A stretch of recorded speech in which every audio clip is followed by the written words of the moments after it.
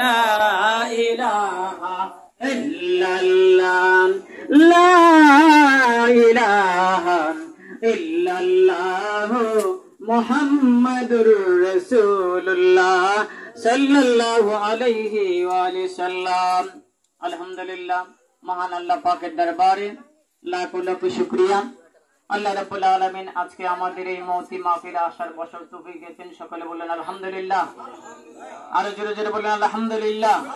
লক্ষ কোটি সালাতু সালাম সাইয়্যিদ আফলাক সাহাবে দাওলাত মক্কার মতি মদিনার জ্যোতি দুকুলের সাথী গুনাহগার উম্মতের দরদি দয়াল নবীজির কদম মোবারকে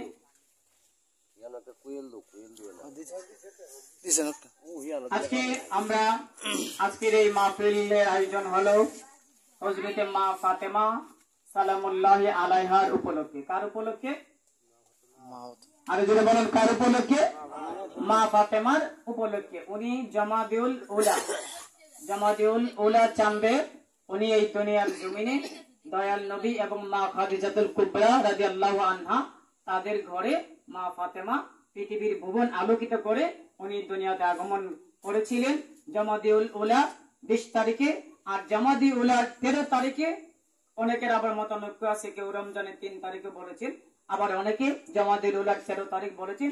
উনি দুনিয়া থেকে বিদায় নিয়েছেন। জুড়ে বলুন সুবহানাল্লাহ।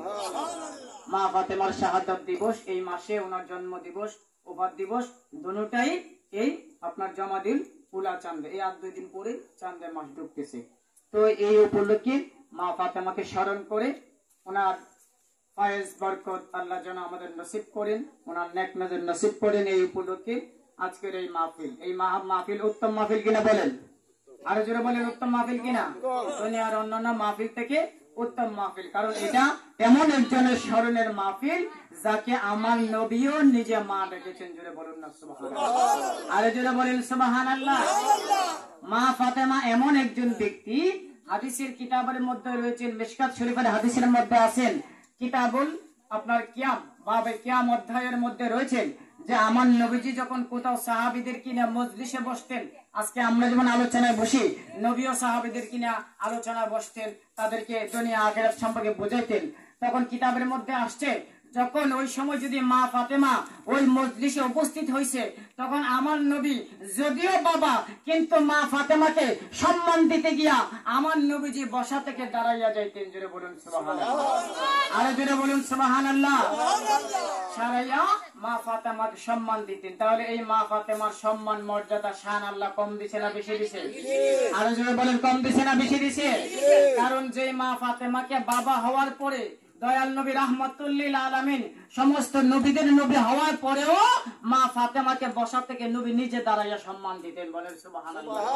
এটা কি নবীর সম্মান কমছে না বাড়ছে? আর যারা বলেন কমে না বাড়ে? বাবা যখন সন্তানের কাপা তাদের উপরে ওঠায়, এতে কি বাবার সম্মান কমে যায়? কমে যায়? কমে যায় না।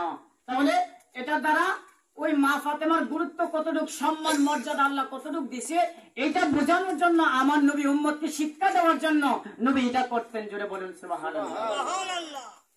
এই মা ফাতেমা আপনারা জানেন, হাদিসের মধ্যে আপনারা জুমার নামাজে যান, জুমার নামাজের খুতবাতে আমাদের হুজুরা পড়ে আল ফাতেমাতু সাইয়্যিদাতুন নিসাই আহলিল জান্নাহ। পড়ে কিনা এই কথাটা?